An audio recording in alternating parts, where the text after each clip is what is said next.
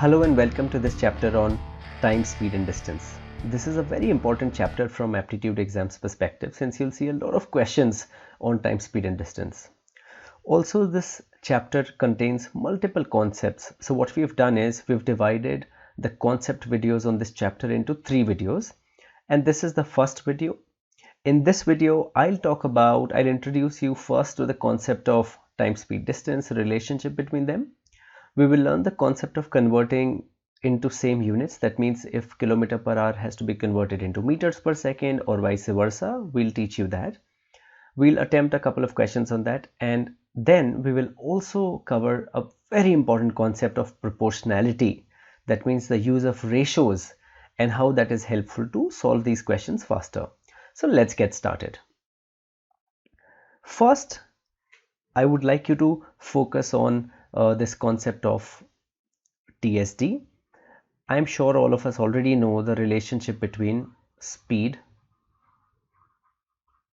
time and distance. That means if, let's say, travel a distance, that is a function of two things. What those two things are? Speed into time. Now, so what this means is if your speed you are increasing, your distance will also increase. If you're increasing your time, your distance will also increase. That means distance has a direct proportionality between speed and distance has a direct proportionality with time as well.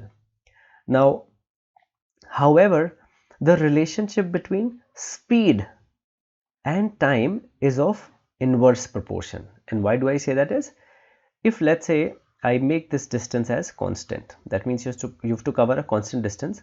If you increase your speed, that means if your speed is high, you take less time to cover that distance, isn't it? But if you take more time, so your speed has to reduce to cover the same distance. So between speed and time, or between time and speed, there's a inverse relationship. Now this is very important, and we'll elaborate on this more as we go forward in this video. Now, if let's say in the exam you are given speed, you are given, let's say, time, so we can easily calculate distance, isn't it? The problem happens is if let's say the speed is given as 36 km per hour, whereas your, let's say, your time is given as 20 seconds, and they are asking calculate distance. In this scenario, it's important to convert kilometer per hour, or the unit of time is in hours and this is in seconds. So how would you calculate the unit of distance? Would it be in kilometers? Would it be in meters? And so on and so forth. So for that, I will explain a very simple concept as to how we can convert things into the same unit. So now we know that 1 kilometer is equals to 1000 meters. We also know 1 hour equals to 60 minutes, or which is actually 60, because each minute has 60 seconds, so you have 60 into 60 seconds.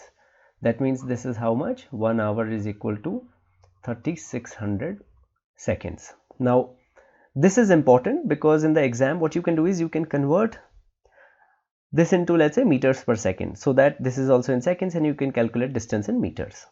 Now if let's say I have to convert kilometer per hour, how I can do this is I can say this would be equal to 1000, because 1 kilometer is 1000 meters, upon hour. 1 hour is how much? 3600 seconds. So this would be 1000 upon 3600 meters per second. Now if I ask you, and this actually you can simplify this further. So for example, if these 2020 gone, and 2 into 5 and 2 into 18, that means if I say 1 kilometer per hour you have to convert into meters per second, this would be 5 by 18 meters per second. This is very simple. Now this is something that we should remember in the exam. If 1 kilometer per hour is 5 by 18 meters per second, obviously we can say that 1 meter per second is also equal to 18 upon 5 kilometer per hour.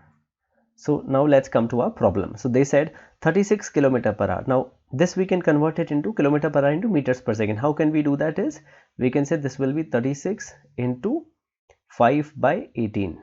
So which equals to 18 into 2. This is actually your 10 meters per second, right? And now distance we know is speed into time. Speed is 10 into time is 20 seconds. So your distance would be 200. 200 what? 200 meters. Why? Because this was meter per second and this was second. So second into meters per second, second gets cancelled and you have 200 meters as your answer.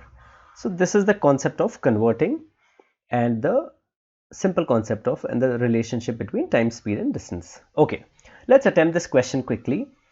This should not take more than 5 seconds. It says, how much time will a car take to cover a distance of 300 meters running at 54 kilometers per hour? That means you are already given distance and your distance is 300 meters.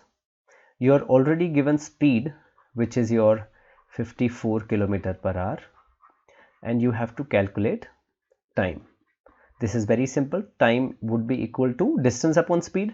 However, here the issue is you have kilometer per hour, but this is meters. So what we'll do, simply we'll say we can convert it into meters per second. So 54 into, remember the conversion, 1000 upon 3600, or this was 5 upon 18. So you should do this orally.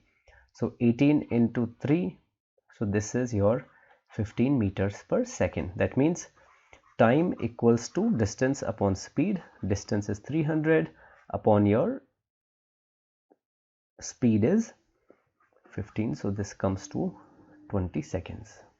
Now this is a oral 5-second question just to practice on the same thing. Now let's come to the very important concept of proportionality in DSD. So let's say we have two guys here, Usain Bolt and Flash, and let's say if they're participating in a race, or let's say Usain is going from this direction to this direction, where we'll ask Flash to run from this direction to this direction. Now the question is, we learned already that speed and time are inversely proportional to each other. Now what does this mean? And how can we apply this concept in questions? Now that means if let's say speed of Bolt is SB, and we also know let's say speed of Flash is SF. Now if we know the ratio of their speeds, can we not calculate the ratio of the time they will take? Isn't it? We can actually calculate this. That means if the ratio of their speed is given, the ratio of their time that they'll take would be inverse or reverse of that. That means 1 by that same speed. So for example, if let's say if we know that SB is to SF is given as, let's say in this question, 1:3. That means speed of Flash is 3 times faster than Bolt. That means if this speed of SB is actually 1 and this is 3. Now we can, from this we can infer that the time Bolt will take, the ratio, not exact time, that ratio between the time taken by Bolt and Flash would be in the ratio of 3:1. Now this is an extremely powerful concept. And why do I say that is, now imagine in this race, let's say this was a 100 meters race, and if let's say we say they both started running from this direction to this direction and this into this, so when will they meet each other? Now imagine if their speed was equal, what would have happened? They would have met somewhere exact in the middle. Let's just say hypothetically this is the exact middle. That means this will cover the same distance, this will cover the same distance, correct? Because ultimately your speed is proportional to distance. That means with the same speed you cover the same distance, right? So however, what's happening in this case is Flash is faster. That means where Flash will cover 3x distance, Usain will cover x distance, isn't it? And in this we know that if their speed is less than 1:3, that means the distance also will be in the same ratio. That means the distance covered by them is x or 3x. Now we know x plus 3x is how much? How much is that distance? That is 100 meters, right? That means what would be the distance by x that will be covered? I would say 1 upon how much? 1 upon 4, because total distance is 100, right? 1 upon 4 into 100. That means this will cover 25 meters. In the same time, this will cover 3 times the distance. This will cover 75 meters. So you can actually calculate where would they meet in between. So this is the concept and application of this proportionality. Let's attempt a couple of questions to further this understanding. Now, we are given in this question, A and B takes 14 minutes. Okay, this is A, this is B. A and B takes 14 minutes and 56 minutes respectively. Okay, to cover a distance of 6300 meters. Okay, now the question is, what is the ratio of their speed? This is very simple. Your time is given here and your time is given here, and they are asking ratio of their speeds. So I'm sure we will automatically jump and say speed equals to distance upon time, and so speed of this would be 6300 upon 14, right? Whereas speed of B would be 6300 upon 56, and we will just take the ratio. I would suggest do not do this. Who wants to get into this whole calculation, right? So a smarter way is something I already discussed, the concept of proportionality. Now we know A is to B, the speed or the time has an inverse relationship. In this, time is given as the TA is to TB is given as 14 is to 56. That means, simply put, this is 1 is to 4, correct? That is the ratio. If this is the ratio of the time that they are taking, can we not calculate the ratio of their speeds? Wouldn't that be reverse of that? That is 4 is to 1, and that's your answer. So this was actually a 5-second question, but don't waste your 40 seconds to 1 minute, only to do this calculation.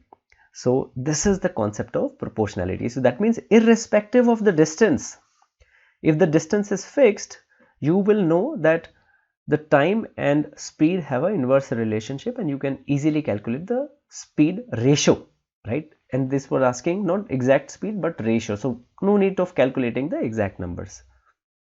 Okay, now one more question in this video, last question. It says X and Y are standing 150 meters apart and they start running towards each other. Okay, let's say X and Y are standing 150 meters apart. So I'll say this is the distance. They start running towards each other. Okay, that means X runs in this direction and Y runs in this direction. Now they're saying, at what distance from Y do they meet each other?